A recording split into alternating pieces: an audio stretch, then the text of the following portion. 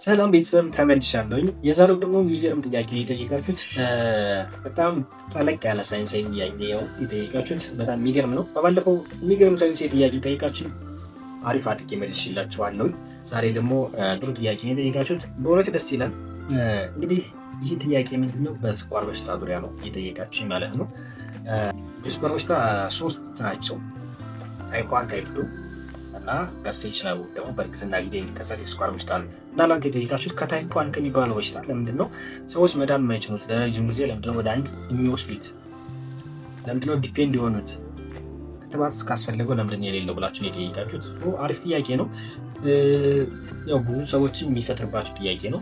ይሄንን አስገራሚ ጥያቄያችሁን አሪፍ አድርጌ አጠር አድርጌ መልስላችኋለሁ ማለት ነው። ከእናንተ የሚጠበቀው ቪዲዮ ላይክ አድርጋችሁ መጀመር ነው።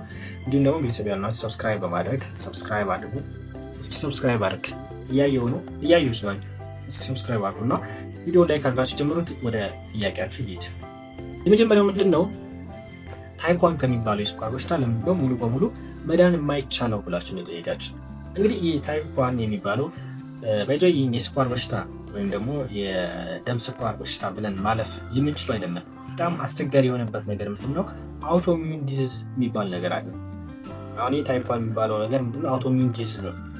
እንግዲህ አውቶሚዩን ዲዚዝ ነው ማለት አንድ ሰው ራሱን በራሱ መጉዳት ከጀመረ ወይም ደግሞ ራሱን በራሱ ማጥቃት ከጀመረ ማን ነው ያን ሰው የሚገላግለው?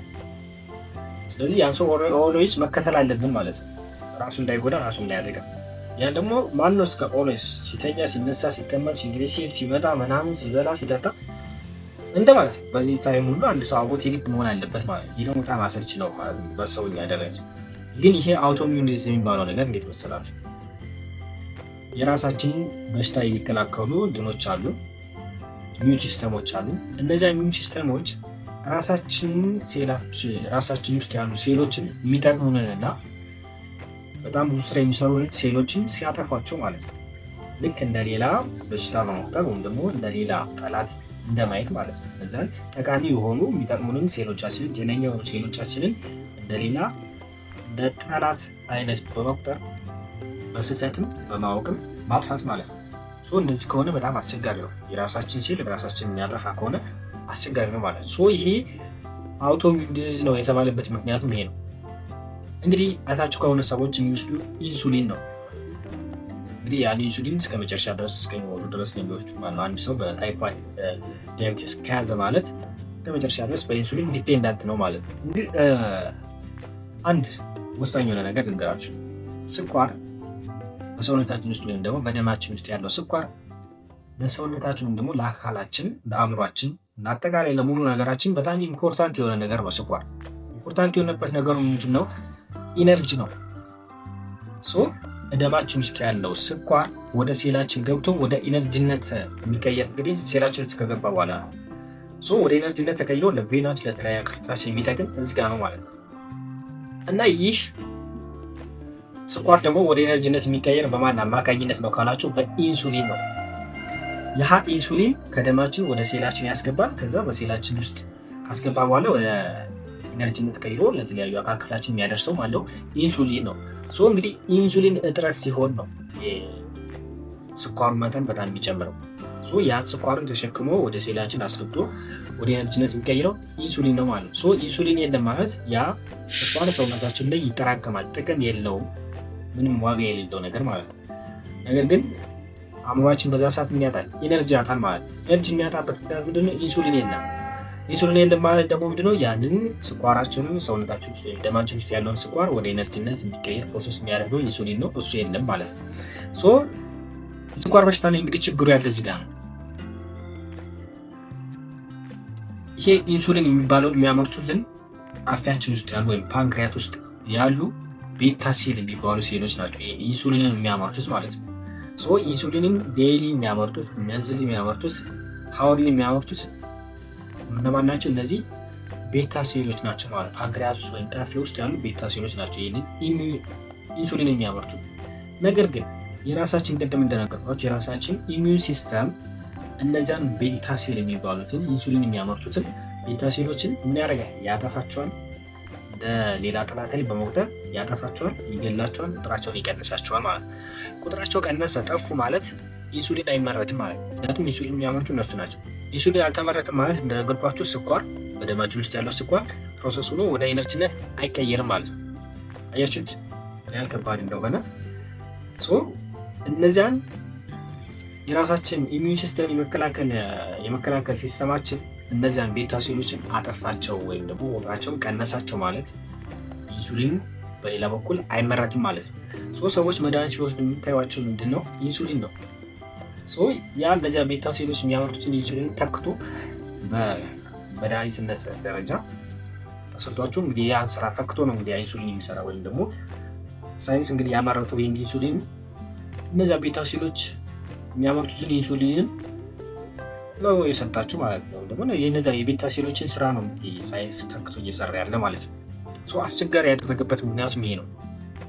እነዚያ ስራ የሚሰሩትን ሴሎቻችንን የራሳችን ህዋስ ያለምንም ምክንያት እንደ ፎሪን በመቁጠር የሚያጠፋቸው ከሆነ እንዴት ነው መከላከል የሚቻለው? አሁን ለሳይንቲስቶችም በጣም አስቸጋሪ የሆነበት ነገር ይሄ። ሳይንቲስቶች አንድ ነገር አመጡ። ምንድን ነው? እነዚያ ቤታ ሴሎችን ኢንሱሊን የሚያመርቱ ሴሎችን እንዲመረቱ ማድረግ ተቻለ፣ በሳይንሳዊ በቴክኖሎጂ ማለት ነው። ነገር ግን ምንድነው? እሺ ተመረቱ። ሲመረቱ ምንድነው? ይህ ኢሚዩን ሲስተማችን አሁን የሚያጠፋቸዋል። የሚያጠፋቸው ከሆነ ኦልሬዲ ምን ይሆናል? አስቸጋሪ የሆነበት አንደኛው ምክንያቱ ይሄ። ሁለተኛው ደግሞ ምንድነው? ያን የተመረተውን ነገር ኢሚዩን ሲስተም የተመረተውን ቤታ ሴል ኢሚዩን ሲስተሙ የሚያጠፋ ከሆነ ኢሚዩን ሲስተሙን ደግሞ እነዛ እንዳያጠፋቸው ማድረግ አለባቸው ማለት ነው ሳይንስ። ከዛ ይሄን ደግሞ እንደዚህ ብለው አስበው ደግሞ እንዳያጠፋቸው አለማመዱ። ሲያለማመዱ ግን ምን ይሰጧል? በመድኃኒት ነው። ያ መድኃኒት ደግሞ ሌላ ችግር ይዞ መጣ ማለት ነው። አሁን ያንን እንዳያጠፉት ኢሚዩን ሲስተማችን እነዛን ሴሎች እንዳያጠፋቸው የሆነ የሚያለማመድ መድኃኒት ተዘጋጀ። ከዛ ያ መድኃኒት ደግሞ ሌላ ጉዳት እነዛን ከማስተካከሎች ደግሞ ሌላ ጉዳት አመጣ። እነዚህ ሲሆን ደግሞ በጣም አስቸጋሪ ሆነ ማለት ነው። እንግዲህ ለምንድነው ቫክሲን የሌለው ወይም ደግሞ ክትባት የሌለው ነው ሁለተኛው ጥያቄያቸው።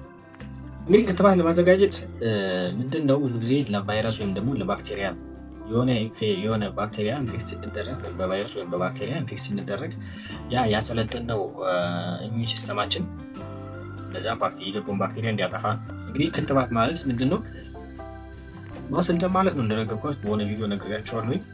የራሳችንን በሽታ የመከላከል እንትን ማሰልጠን እንደማለት ነው። የግድ ቫይረስ ወይም ደግሞ ባክቴሪያ መሆኑ ያስፈልጋል ማለት ነው ክትባት ለማዘጋጀት። ጃውሊ ራስን በራስ የሚያጠቃል ነገር ክትባት ካዘጋጅነት አችልም። ስለዚህ ክትባት ማለት ለቫይረስ ወይም ደግሞ ለባክቴሪያ ኢንፌክት ሲደረግ በዛ ሰዓት ምንድነው ያ ቫይረስ ወይም ያ ባክቴሪያ ወደ ሰውነት ሲገባ የተዘጋጀው ጦር ኃይል ያን ባክቴሪያና ቫይረስ ማጥፋት እንዲችል ማዘጋጀት ደግሞ ማሰልጠን ማለት ነው። ክትባት የሚያስፈልግ ለእንደዚህ አይነት ነው እንጂ ለዚህ ክትባት የለውም ማለት ነው። ስለዚህ ይህ ዲያቤተስ ሜሊተስ የሚባለው አስቀያሚ በሽታ ነው። እንግዲህ እንትን እየተባለ ነው የሆነ ሳይንሳዊ ግኝት ሰምቻለሁ። እሱን ነገር እስኪ በደንብ አየውን ነው በደንብ አደርሳችኋለሁ ማለት ነው። እንግዲህ የሆነ ትንሽ ፍንጭት ነገር ያለ ይመስላል። ትንሽ እንዳዩት ነገር ሁሉም ቢሆን በደንብ ዲቴል አይቼ ሙሉ መረጃውን አደርሳችኋለሁ ማለት ነው። ስለዚህ መዳን የሚቻልበት ምክንያቱም ይህን ይመስላል። ክትባት የሌለበት ምክንያት ይህን ይመስላል። ስለዚህ ያልገባችሁ ጥያቄ ካለ ኮሜንት ሴክሽን ላይ አስቀምጡልኝ። ስለሌላ የምሰራላችሁ ቪዲዮ ካለ ኮሜንት ሴክሽን ላይ አስቀምጡልኝ። ቪዲዮ ከተመቻችሁ ላይክ አድርጋችሁ ለሌሎች ሼር ማድረግ ትችላላችሁ። ቤተሰብ ያላችሁ ሰብስክራይብ ማድረግ ቤተሰቡን። አሁን በድጋሚ በሌላ ቪዲዮ እስከምንገናኝ ሰላም።